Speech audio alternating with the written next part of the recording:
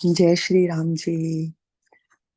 बहुत आनंद ले रहे हैं हम रामचरितमानस के बाल कांड में। सीता स्वयंवर हो चुका है और सीता स्वयंवर पहले तो सब जो हैं जनकपुर के वासी जो हैं सब प्रार्थना कर रहे हैं कि ये सुकुमार सा बालक धनुष उठा ले। अब धनुष उठा लिया है तो राजा लोग आ गए हैं कि हम इसको कैसे सीता ले जाने देंगे, हम झगड़ा करेंगे। वह फिर से कष्ट आ गया तो फिर से जनकपुर के निवासी जो हैं प्रभु से प्रार्थना कर रहे हैं तो परशुराम जी आ गए। तो उन्होंने कहा चलो ठीक है, ये राजा लोग तो अब डर के छुप के बैठ गए, पर परशुराम जी आए हैं तो वो भी क्रोधित हो गए हैं धनुष का हाल देखकर। अब फिर से विपदा आन पड़ी। अब फिर से प्रभु की ओर पुकार हो रही है कि प्रभु ये तो विपदा पे विपदा आई जा रही है, क्या है, क्या हो रहा है। तो परशुराम जी के क्रोध को भी शांत किया है श्री रामचंद्र जी ने। और परशुराम जी ने जब देखा है कि ये तो विष्णु अवतार ही हैं और विष्णु का धनुष भी जो है श्री राम जी के पास चला गया है खुद ही, तो परशुराम जी भी प्रणाम किया है भगवान विष्णु को, भगवान राम को, और उनका गुणगान करते हुए चले गए हैं समाधि की ओर कि मैं जाकर अब समाधि ले लूंगा, छोड़ दिया मैंने जे अब फरसा जे सब कुछ, और चले गए हैं कि अब तो रामावतार हो चुका है। अब यह जब ये सब राजाओं दूसरे राजा लोगों ने देखा है तो वो भी डर के मारे भाग गए हैं। और अब कितनी खुशी हो रही है सब पूर्ववासियों को कि शुक्र है प्रभु का, धन्यवाद है परमात्मा कि ये सीता और राम का विवाह होने जा रहा है।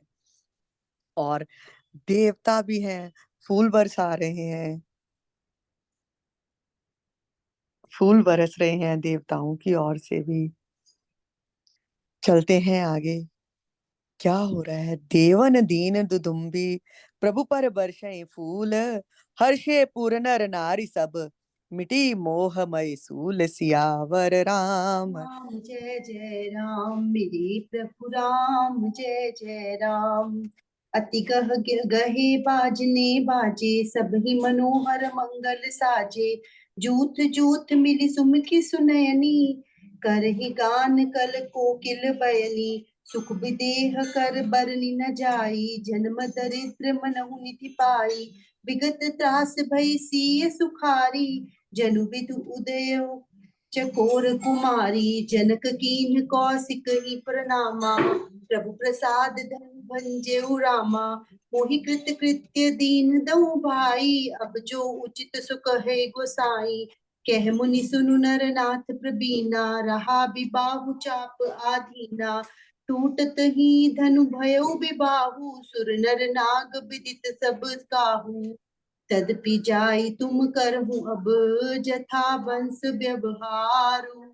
बूझि विप्र कुल वृद्ध गुरु, वेद विदित आचारु। सियावर राम जय जय राम, मेरे प्रभु राम जय जय राम। देवता जो हैं नगाड़े बजा रहे हैं, प्रभु के ऊपर फूल बरसने लगे हैं, और जो जनकपुर के स्त्री पुरुष है ना उनके तो आनंद की सीमा ही नहीं। वो तो इतने हर्षित हो गए हैं। और जो अज्ञान उनको था कि हाय ये जो है ना राजकुमार सुकुमार सा बालक है, यही योग्य है हमारी सीता के लिए, और प्रभु किसी भी तरह इसके साथ ही हमारी सीता का विवाह कर। और वो तो इतने हर्ष से उल्लास से भरे हैं, उनको पता ही नहीं, जो हाथ में है सब लुटाए जा रहे हैं, जिसको जो चाहिए ले जाओ, जिसको जो चाहिए ले जाओ। और खूब जोर जोर से बाजे बजने लगे, मनोहर मंगल साज सजे हैं, सुंदर मुख और सुंदर नेत्रों वाली कोयल के समान मधुर बोलने वाली स्त्रियां जो हैं झुंड की झुंड मिलकर सुंदर गान गाने लगी हैं। और जनक जी के सुख का तो वर्णन ही नहीं किया जा सकता। जैसे बहुत भिखारी, ऐसा जन्मों का भिखारी है और उसको एक अपार खजाना मिल जाए, वैसा ही सुखी जनक जी महसूस कर रहे हैं। और सीता जी जो भयभीत हो गई थी कि परशुराम जी अब आ गए हैं तो अब क्या होगा, तो वो तो ऐसे सुखी हो गई हैं अब कि जैसे चंद्रमा के उदय होने से चकोर की कन्या सुखी होती है, अब जनक जी एकदम से आए हैं, वो तो इतने मस्ती में खो गए हैं कि किसी को भान ही नहीं समय का भी हो रहा। तो जनक जी विदेह है ना, फिर भी आ गए हैं मोह के वश।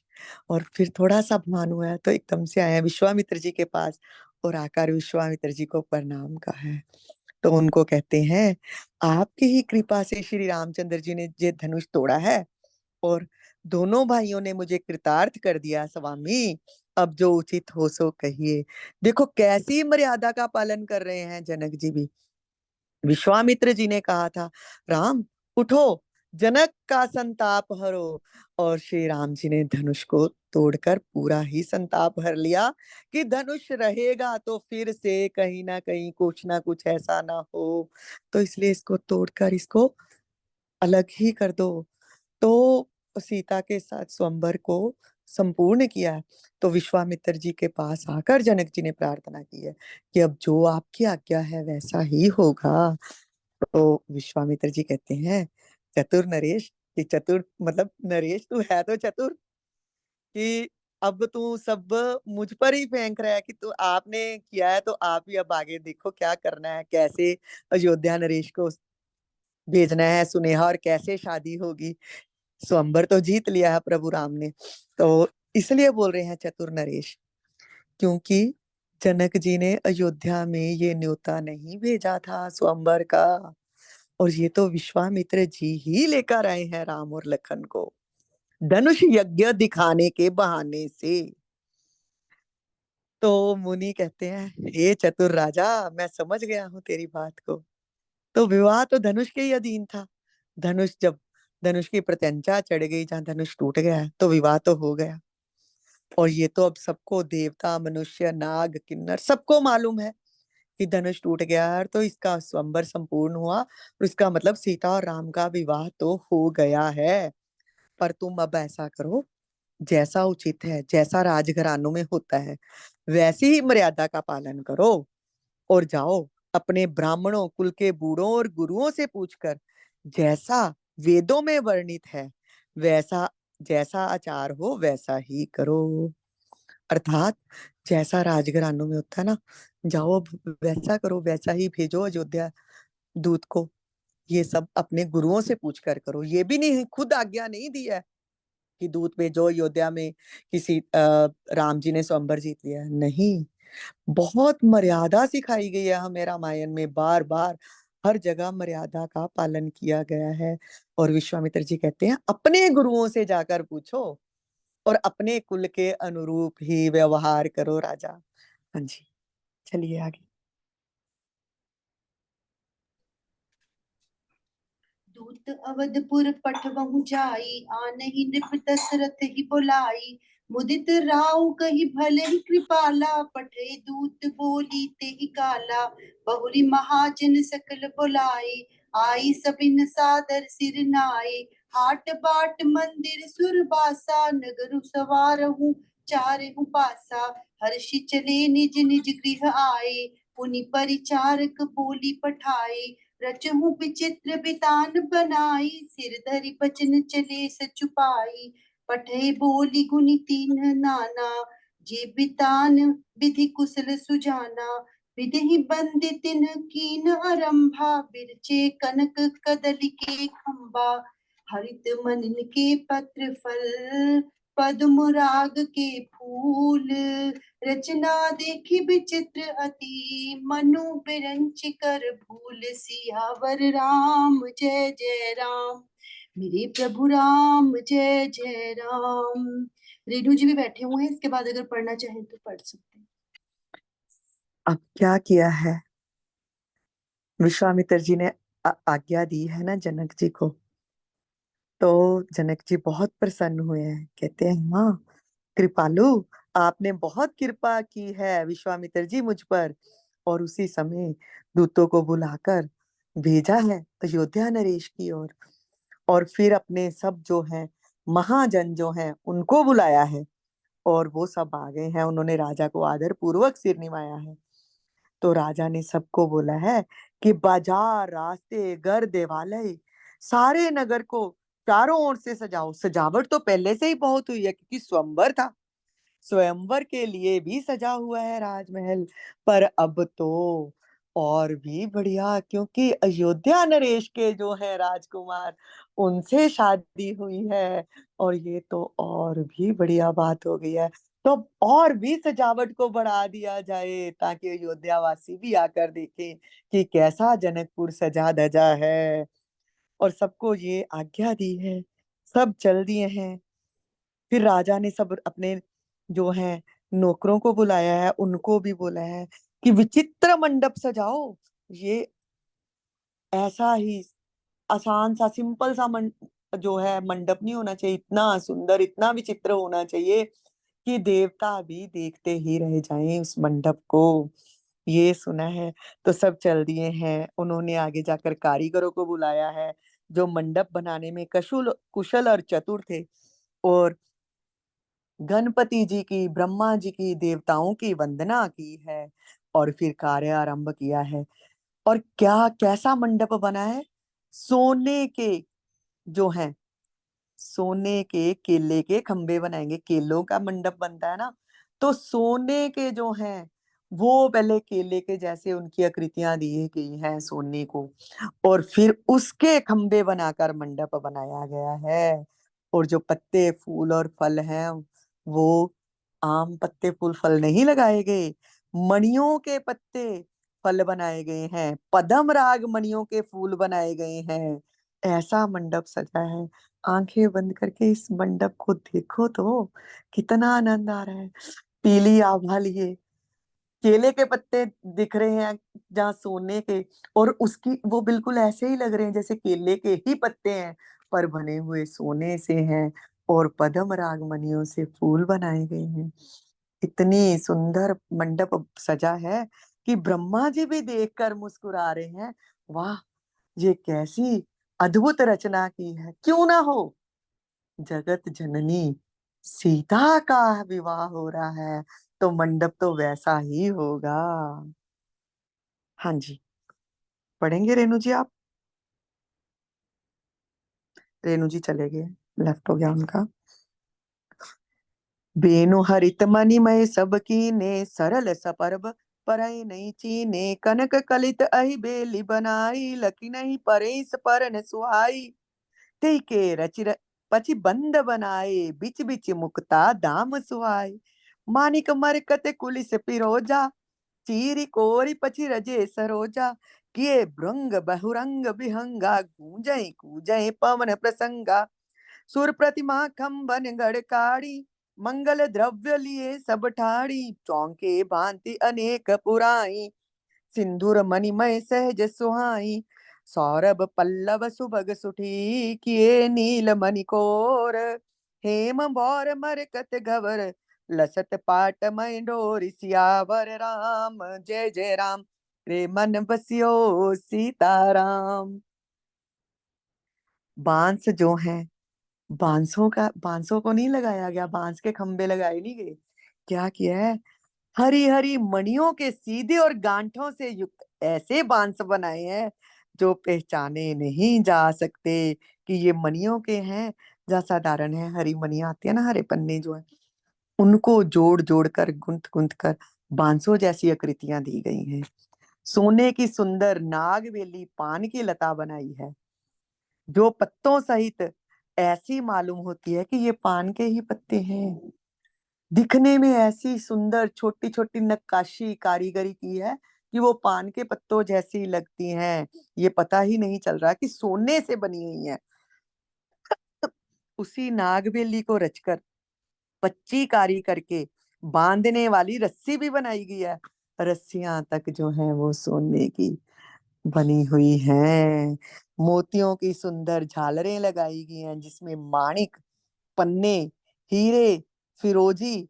और फिर ऐसा ही नहीं कि उनको पूरे के पूरे साबुत ही टांग दिया गया, नहीं, उनको चीर कर रत्नों को कोर कर और उनमें पच्चीकारी कसीदाकारी करके, और कोई लाल, कोई हरे, कोई सफेद और फिरोजी रंग के कमल बनाए गए हैं। इतना सुंदर मंडप सजा है, उसकी शोभा क्या वर्णन की जाए। भौरे बनाए गए हैं सोने के, बहुत सुंदर रंगों के पक्षी बनाए गए हैं। और ऐसा ही नहीं कि बनाकर छोड़ छोड़ दिए हैं, वो ऐसी कारीगरी से बनाए गए हैं कि जब हवा चलती है तो वो लगता है कि गूंज रहे हैं और हिल रहे हैं, कूदते हैं, लग रहा है कि वो जीवित ही हैं। ऐसे ऐसे विचित्र जो है मंडप की रचना की गई है। और जो देवताओं की मूर्तियां जो हैं, वो भी खंभों पर जो है उनकी आकृतियां भी आकेरी गई हैं। और ऐसी लग रही हैं जो सामान लिए, मंगल द्रव्य लिए हुए खड़े हैं सब देवता, कि जब भी बाराती आएंगे, घराती आएंगे, कि उनके ऊपर ये द्रव्य छिड़के जाएंगे। गज मुक्ताओं के सुहावने अनेकों तरह के चौक भी पुराए गए हैं। नीलमणि को ही कोर कर आम के पत्ते भी जो हैं वो भी नीलमणि से बनाए गए हैं। जय हो। सोने के बौर बनाए गए हैं आम के फूलों के ऊपर, जैसे बौर आते हैं ना, तो वो भी सोने के सुंदर इतना नक्काशी कर करके बनाए गए कि लग रहा है कि ये आम के पत्तों के बौर हैं। और उनको कलर भी ऐसा दिया गया, पर वो देखने में तो लग रहा है कि आम के पत्तों के बोर हैं, जबकि बनाए सोने के आभूषणों से ही हैं सब। रेशम की डोरी से बंधे हुए पन्ने के बने फलों के गुच्छे भी सुशोभित हैं। जय हो। रचि रुचिर भर बंद निवारे, मनो बनो भम फंद संवारे। मंगल कलश अनेक बनाए, ध्वज पताक पट चमर सुहाए। दीप मनोहर मणिमय नाना, जाए ना भरण विचित्र बिताना। जय मंडप दुल्हन वैदेही, सोबर ने असीमत कवि के ही। दुलो राम रूप गुण सागर, जो बितानु तिहु लोक उजागर। जनक भवन कै शोभा जैसी, ग्रह ग्रह प्रतिपुर देखे तैसी।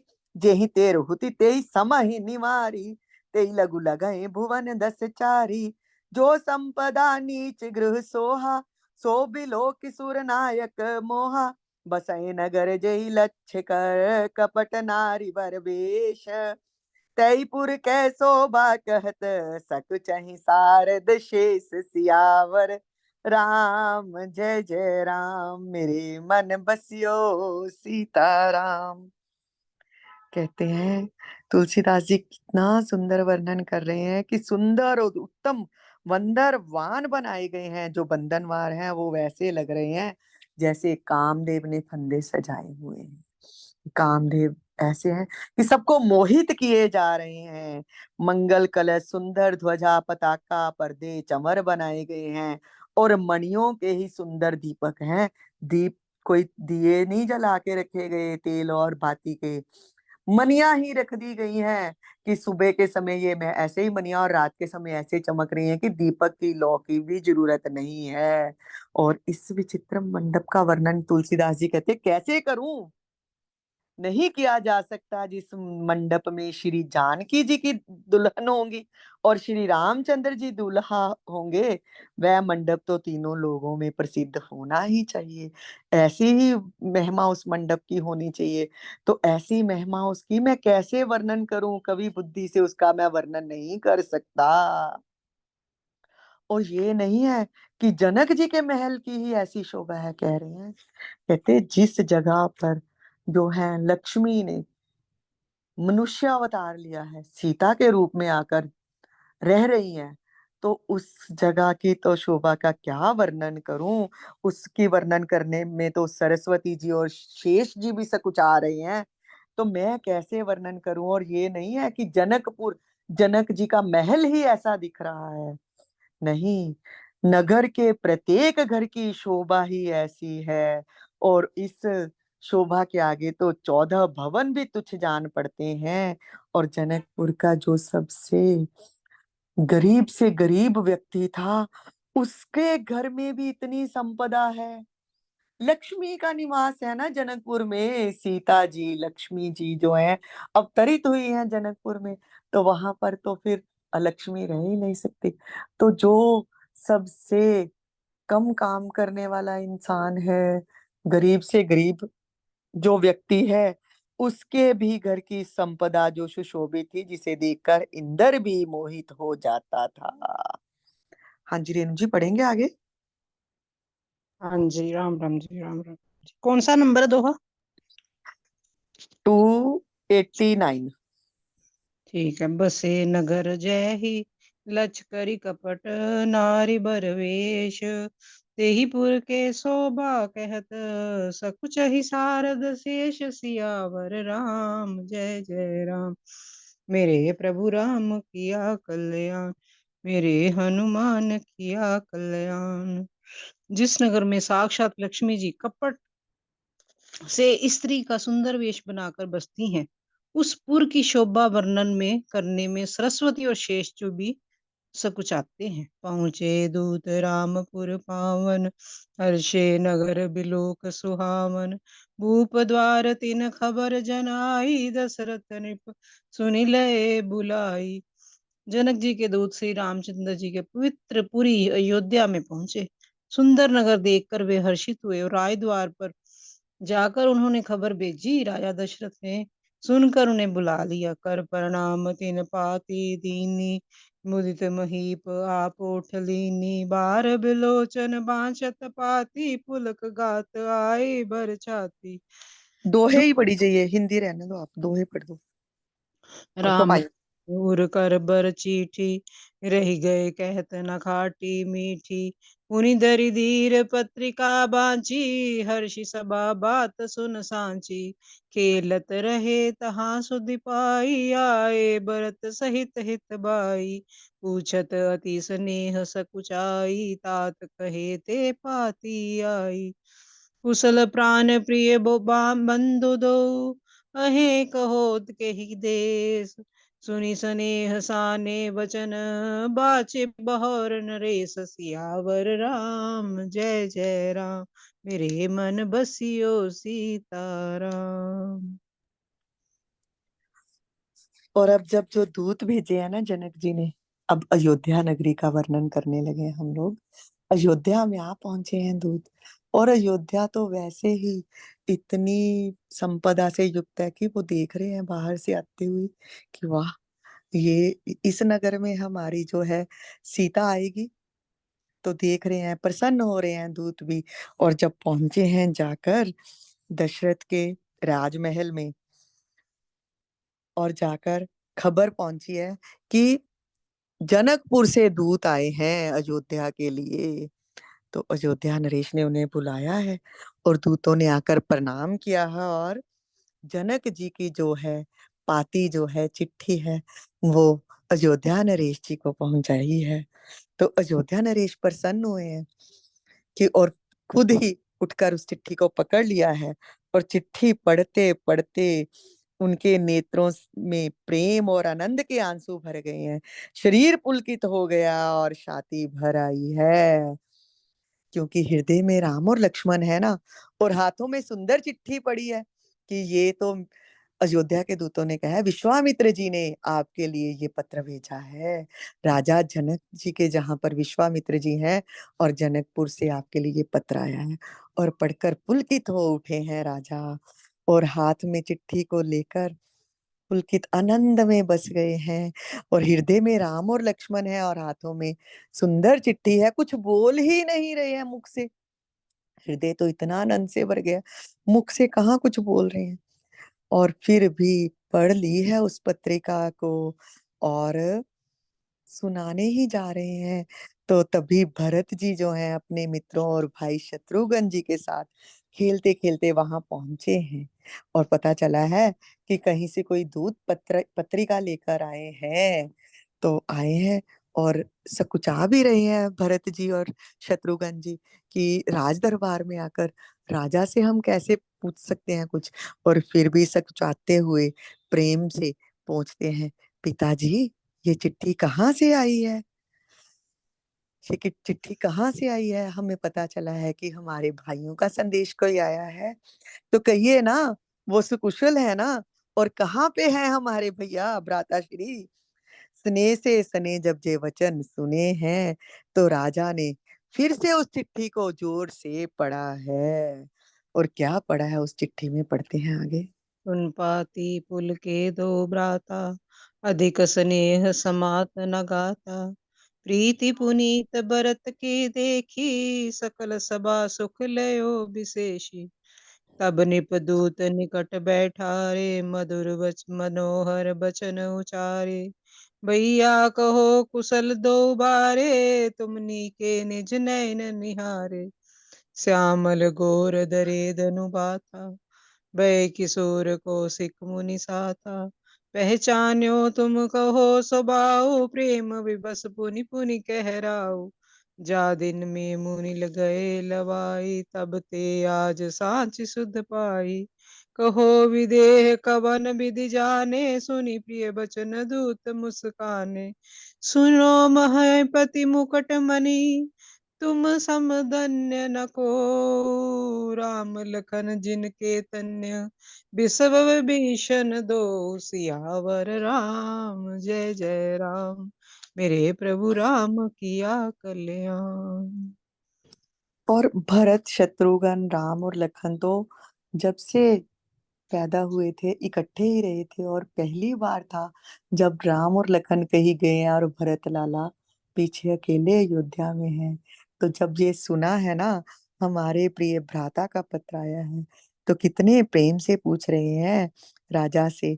और जब राजा ने चिट्ठी सुनाई है तो दोनों भाई इतने पुलकित हो गए हैं, इतना स्नेह है कि शरीर से बाहर टपक रहा है। और भरत जी का जो पवित्र प्रेम देख रहे हैं सभी सभावासी भी, कि कितना प्रेम है इन भाइयों में। और भरत जी देखो कितने प्रसन्न हो रहे हैं अपने भ्राता की चिट्ठी के बारे में ही सुनकर, कि वहां से उनकी कुशलता का संदेश आया है। और जब राजा है, उन्होंने चिट्ठी तो पढ़ ली है, और क्या किया है, दूतों को, ये नहीं कि दूत हैं तो अलग से, सब यहाँ पे मर्यादा भूल गए हैं राजा, और दूतों को प्रेम से अपने पास बिठा लिया है। कि और कह रहे हैं, दूत बताओ भैया, ये नहीं कि ये जनक के दूत हैं, उनको बोल रहे हैं भैया बताओ मेरे दोनों बच्चे कुशल से तो हैं, और तुमने तो अपनी आंखों से उनको देखा है। और जब से विश्वामित्र जी उनको लेकर गए हैं, तब से आज ही मुझे उनकी खबर मिली है। और बताओ, सांवले और गोरे शरीर वाले, वह धनुष और तरकस ही धारण किए रहते हैं। किशोर अवस्था के मेरे पुत्र हैं, और विश्वामित्र जी उन्हें ले गए हैं। तुमने उन्हें देखा है क्या? अपनी आंखों से देखा है? कई बार होता है ना, कोई कहीं से आए तो किसी प्रिय की खबर लेकर, तो उससे हम ऐसे, अच्छा सच में तूने देखा है ना, भाई बता कैसे दिख रहे थे, कैसे थे, ठीक है ना अब? तो वैसा ही राजा प्रेम के वश बार बार पूछे जा रहे हैं दूतों से। और फिर कहते हैं कि अच्छा एक बात और बताओ दूत, वो विश्वामित्र जी के साथ थे, तो राजा जनक को कैसे पता चला कि वो अयोध्या के राजकुमार हैं? और दूत भी राजा का प्रेम देखकर मुस्कुरा रहे हैं, प्रसन्न हो रहे हैं, खुश हो रहे हैं, और कहते हैं कि हे राजाओं के मुकुटमणि, हे राजा दशरथ, सुनिए, आपके समान धन्य कोई और नहीं है। जिसके राम लक्ष्मण जैसे पुत्र हैं, वह दोनों तो विश्व के विभूषण हैं। हाँ जी। पूछन जोग न तन्य तुम्हारे, पुरुष सिंधु सिंध तिहु पुर उजियारे। जिनके जस प्रताप के आगे, शशि मलीन रवि शीतल लागे। इनके कहे नाथ किमि चीन्हे, देखिए रवि की दीप कर लीने। सिय स्वयंबर भूप अनेका, सिमटे सुबट एक ते का। शुभ शंभु सरासन काहू नटारा, हारे सकल वीर बरियारा। तीन लोक महजे बट मानी, सबके सगति शंभु भानी।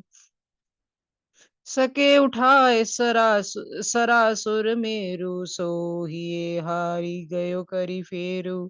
जेहि को तक शिव सैल उठावा, सो तेई सभा पराभय पावा। तहाँ राम रघुवंश मनी, सुने महामहिपाल। बंजय चाप प्रयास बिन, जिमि गज पंकज नाल। सियावर राम जय जय राम, मेरे प्रभु राम किया कल्याण। मेरे हनुमान किया कल्याण। जब राजा दशरथ जी ने पूछा है ना दूतों से कि कैसे पहचाना है जनक जी ने उन्हें, तो दूत जो मुस्कुरा दिए और कहते हैं, आपके पुत्र पूछने योग्य हैं क्या? वे तो तीनों लोगों के प्रकाश स्वरूप हैं, और जिनके यश के आगे चंद्रमा मलिन और उनके प्रताप के आगे सूर्य शीतल लगता है। और ये नाथ, आप कहते हैं उन्हें कैसे पहचाना? क्या सूर्य को पहचानना पड़ता है? सूर्य तो खुद ही दिख जाता है। और सीता जी के स्वयंवर में जब अनेक राजा एक से एक बढ़कर योद्धा एकत्र हुए थे, और शिव जी के धनुष को कोई भी नहीं हटा सका, सारे बलवान हार गए, सारे वीर हार गए, और तीनों लोगों के जो अभिमानी वीर थे, उन शिव जी के धनुष ने उन सब की भी शक्ति तोड़ दी। और बाणासुर, जिसने कि सुमेरु को उठा लिया था, और वह भी हृदय में हार कर परिक्रमा ही करके चला गया। और रावण, जिसने कैलाश पर्वत को उठा लिया था भगवान शिव सहित, वह भी आकर उस सभा में पराजित हो गया। तो हे महाराज, सुनिए, जहाँ ऐसे ऐसे योद्धा जो विश्व विजयी योद्धा हार गए, वहां रघुवंश मणि श्री रामचंद्र जी ने बिना ही प्रयास के शिव जी के धनुष को उठाया ही नहीं, प्रत्यंचा चढ़ाते चढ़ाते उसको तोड़ भी डाला, जैसे हाथी कमल की डंडी को तोड़ डालता है। और आप पूछ रहे हो कि उनको पहचाना कैसे? जय हो, जय हो। हाँ जी। सुनत रोष भृगुनायक आए, बहु बांति तीन आंख दिखाए। देखी राम बल निज धन दीना, करि बहु बिन्य गन गवन बन कीना। राजन राम अतुल बल जैसे, तेज निदान लखन पुनि तैसे। कंपहि भूप बिलोकत जाके, जिमि गज हरि किशोर के ताके।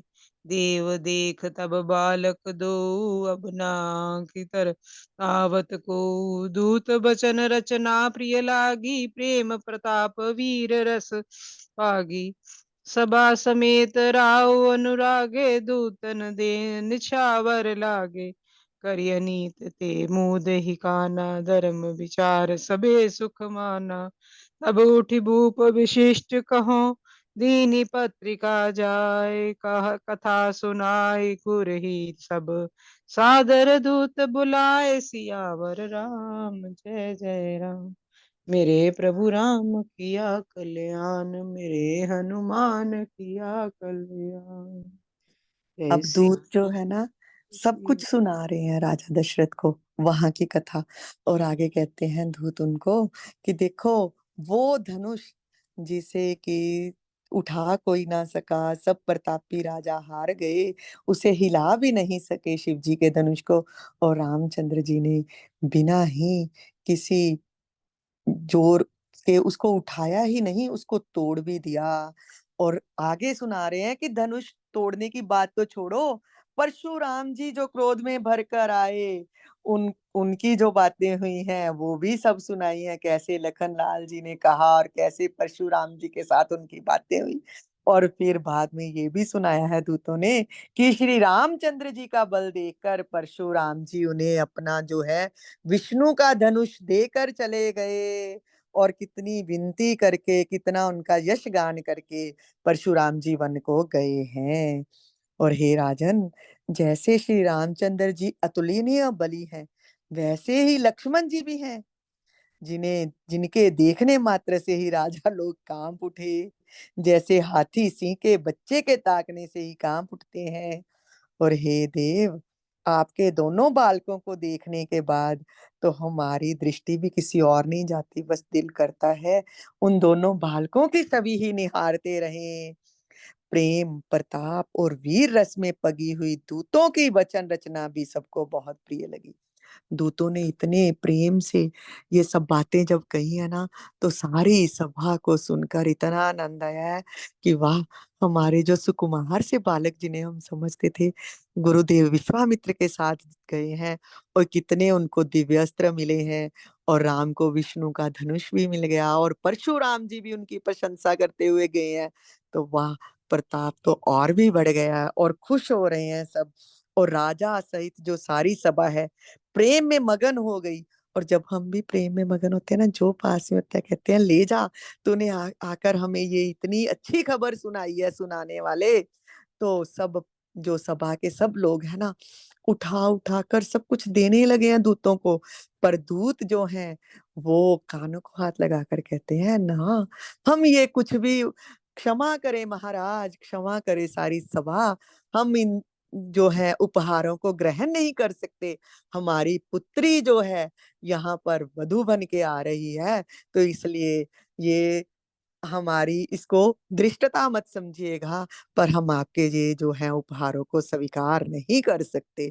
जब ये दूतों ने कहा है, तो ये सुनकर भी उनका ये व्यवहार भी देखा है कि दूत भी ऐसे हैं जनकपुर के, कि वो धन के लोभी नहीं है और बिल्कुल जो है धर्म युक्त व्यवहार कर रहे हैं। तो राजा और सभा बहुत खुश हुई है और सबको बहुत सुख मिला है। और आगे कल जानेंगे कि राजा जी ने वशिष्ठ जी को जाकर पत्रिका देकर क्या बातें सुनाई है और क्या वशिष्ठ मुनि जी की आज्ञा है और कब बारात लेकर जाएंगे। कल देखते हैं कहाँ पहुंचते हैं हम लोग। आज यहीं तक। जय भुवन श्री राम। मंगल हारी, द्रवहु सुदशरथ अजीर बिहारी। मंगल भवन मंगल हारी, द्रवहु सुदशरथ अजीर बिहारी। वो सियापति रामचंद्र महाराज की जय, पवन सुत हनुमान की जय, उमापति महादेव की जय, रमापति रामचंद्र महाराज की जय, हरि भगतन की जय। राम राम जी, राम राम जी, सबको राम राम जी, राम। शुक्रिया शुक्रिया, सबका शुक्रिया।